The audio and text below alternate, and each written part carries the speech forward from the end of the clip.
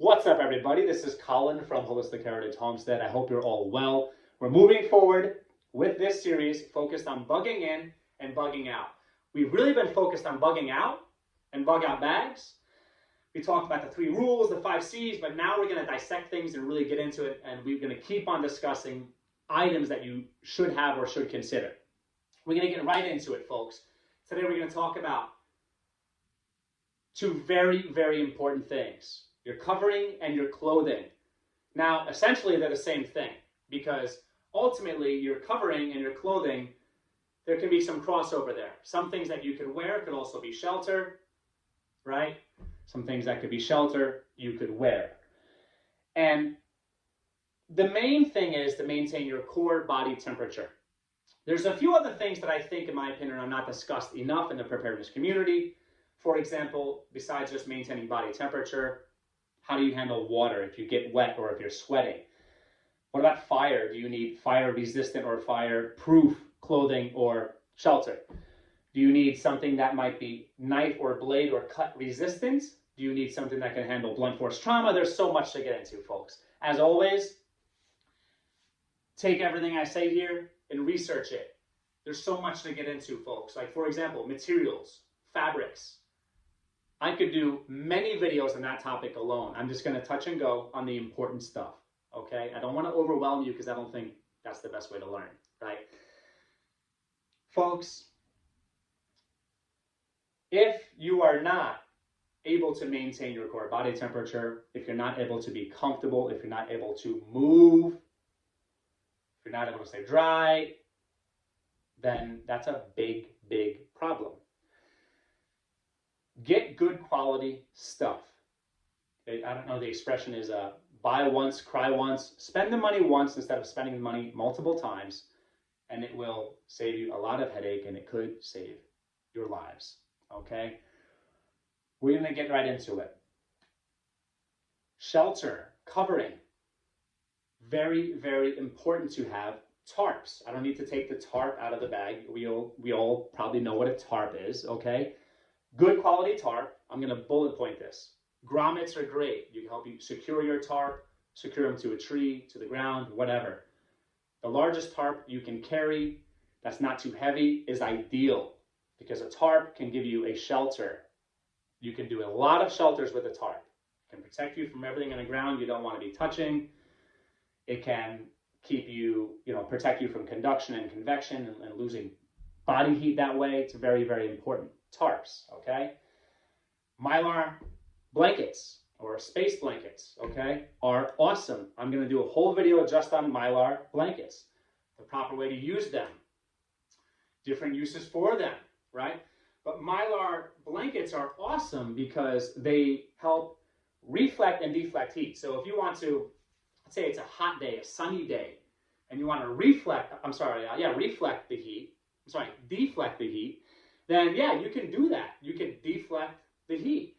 Now, if it's cold, you want to reflect the heat back to yourself, they're great for that.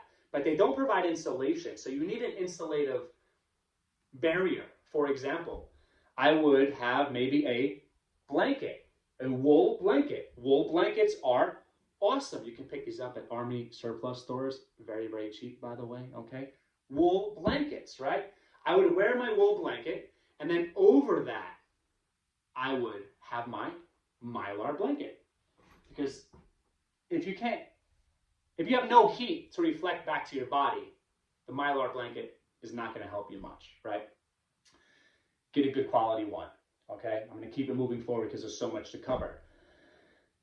If you get the cheap ones, they're great. They're throwaways. Keep them in your bags. Have multiples because they can tear, they can rip. The aluminum or metal covering can wear off or peel off. You don't want that, right?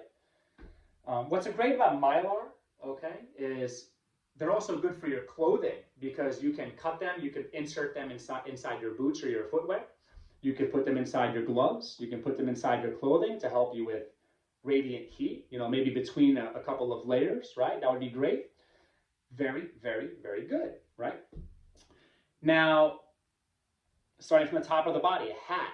I recommend a wool hat, but they have lots of great fabrics, okay? Again, synthetics, natural, hybrids, blends, whatever. Wool is great. It's time tested and proven. Wool is great. It has natural waxes that repel water. It helps you keep the water away from your body, and it keeps you warm. It can be itchy for some people, but wool is great. Hats. Depending upon, this all depends naturally on your survival scenario, short-term, long-term, weather, conditions, whatever. Balaclava, facial covering. Your head, your face, you lose a lot of heat. Cover that up, okay? Body wear, upper and lower body. Most important thing is to think about layers. Why layers? The same reason I recommend in your bug out bags, have more stuff than you ever need, even if it's heavy. A lot of people disagree with this, but check out the other videos why, right? You can always take it out. You can always dump it, get rid of it, whatever. Donate it, give it to someone else if you need to cut weight or if it's not needed, right? I'd rather have more layers because your heat, insulation, is stored in the air between your layers, okay? 1 or 2 layers of high quality, expensive stuff is not as good as a whole bunch of layers, okay? Layers are what will keep you warm, and layers can help you pick the right amount. You can always get rid of them. Always put them to the side. Layers, right? You want to think of motorcycle wear, cyclist wear, work wear, hiking wear, hunting wear. Those are the types of places in clothing where you'll find the stuff that you're looking for. Durable and or lightweight. The trilemma is if something is, again, durable and lightweight, it's probably not inexpensive. Okay, if it's inexpensive and lightweight, it's probably not durable. So there's usually a trade-off there, okay? Consider that, right? Upper body, lower body, your clothing. You have to be able to move. Put this stuff on, move around, do some physical exercises, run around, do some jumping jacks, do some push-ups, do some martial arts, see if you can move comfortably. Can you extend your leg? Can you extend your arms fully? Otherwise, it's not useful, right? You have to be able to move. I recommend pockets, because obviously you want to be able to store lots of things and or conceal certain things. Also, another good tip for survival scenario, especially wilderness survival, is you could add brush or pine needles or leaves or whatever into your clothing, stuff them between your layers to give you more insulation and hold in heat. Well, pockets allow you to do the same thing. In certain circumstances, you might have tinder or kindling or some fire starter you want to keep in a pocket close to your body to keep it warm and help dry it out. Pockets are great, right? Pockets are great. Footwear, okay? Sorry, socks first, right? I recommend wool socks. Wool socks are great. They also have blends, which are great. Wool socks are great. When you're thinking of your feet, anybody in the military knows you have to take care of your feet because you don't want sores or cuts. I mean, that could be the end of you, okay? And again, this depends. Urban situation is different than wilderness survival or rural survival. How long? Okay? Take care of your feet. Socks. 2 pairs of socks. But more important than 2 pairs of socks is if you wear 2 pairs of socks, make sure you can still move your toes. You can still move your feet because that will stop your circulation. That will make you colder, okay? So 2 pairs of socks is great, only if you can move your toes. Footwear, hiking wear or boots, right? There's other footwear, but durable, sturdy stuff. These should be brand new.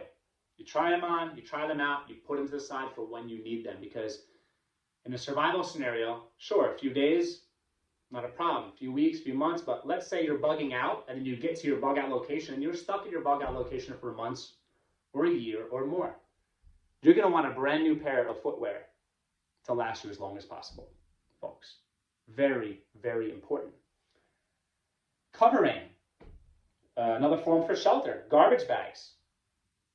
Okay, you could do improvised shelters with garbage bags. Stuff them full of leaves, pine needles, jump in there, you're good to go. Lean-tos, whatever. Garbage bags could also be made into improvised ponchos. So let's say you're wearing cotton, and cotton is not the best survival fabric for many circumstances because of the way it holds water, but now you have cotton, and you can take care of that problem by covering your cotton so it doesn't soak the water in it. Garbage bag, make your own poncho, right? It's not complicated if you understand what you're trying to do. Stay dry, stay safe, keep your body warm, or keep your body cool, right? Now, what about your hands? They have, there's lots of different gloves out there. Maybe you get to your bug out location and you might have to garden at your bug out location. You're gonna be stuck there for a few weeks or a few months or a year or more. Well, you wanna think about that, and you want to really think about what's gonna happen on the other side of your destination. Are you going to have to, do manual labor? Are you going to have to do construction? You might want a pair of just good old-fashioned leather gloves or mechanics gloves. You might want something more tactical. For example, I have these here. These are cool because they have reinforced knuckles. They're lightweight. I believe they're cut resistant, okay, for obvious reasons. But let's say in an urban survival scenario, martial law, riots, this, that, whatever. You can get busy with these, okay? Handle your business, and you're not going to get hurt, all right? Things to consider, your hands, right? Mittens, gloves, whatever. Keep your hands warm, okay? Keep your hands covered. This is a little tactical. Maybe something I could kind of disguise. The color's kind of not too loud, so you want to stay away from tactical stuff. You might want tactical stuff, but you don't want it to look tactical. You don't want to stand out. Some of the stuff that's really cool out there will make you stand out, which is the last thing you want. You want to blend in and just kind of float through the city, float through the suburbs, or float through the farmland or the wilderness without really standing out or being noticed. Because if you have all the cool, expensive, tactical stuff, you might be somebody who gets robbed first. Food for thought. Okay? Now, another thing to think of. Improve your normal wardrobe. Yes, you should have at least 1 or 2 sets of clothes, top to bottom, in your bug out bags. What about the pair of clothes you already have on? It's like, yes, you want to bring water with you and hydrate and stuff, but also you should hydrate before you leave. That type of stuff, right? You are your own vessel. Same thing. Get used to wearing clothing that is better for survival at all times. And that's a good habit to have. Belts. They have belts that are made for concealing certain freedom tools that are very durable and will last you probably forever. Leather belts, strong belts. Think about that, okay? Military belts, adjustable belts, okay? You might want adjustable because you might be tucking clothing in, you might be using more insulation, you might be carrying different things, okay? Think about that, folks. Think head to toe. Do your research on your fabrics for your situations. At least 2 pairs or 2 sets of clothing in every bug out bag. Blankets, recommend wool. Definitely have your Mylar blankets. Definitely have your tarps and your garbage bags. Between that stuff, you should be able to set up a good shelter. Give yourself a poncho. Give yourself some extra cover. And take care of the basics. Folks, you don't want to overthink this, but this is where you might want to spend your money. Okay? Because this is on your person. And this is going to really possibly make the difference between life or death. I hope you're all well. Like, comment, subscribe. Just hit 250 subscribers. Super, super happy about that. Okay? For you folks that might have shared this on social media, we appreciate it more than words. Okay? We're a hardworking, humble family trying to do something with this channel, and we appreciate the support so much. Let us know in the comments below what you recommend for clothing and or covering, shelter, to stay alive, to survive. Whether it's a few hours leaving the house and coming back home, or long-term, bugging out, or getting to a bug out location, whatever. I hope you're all well. Take care.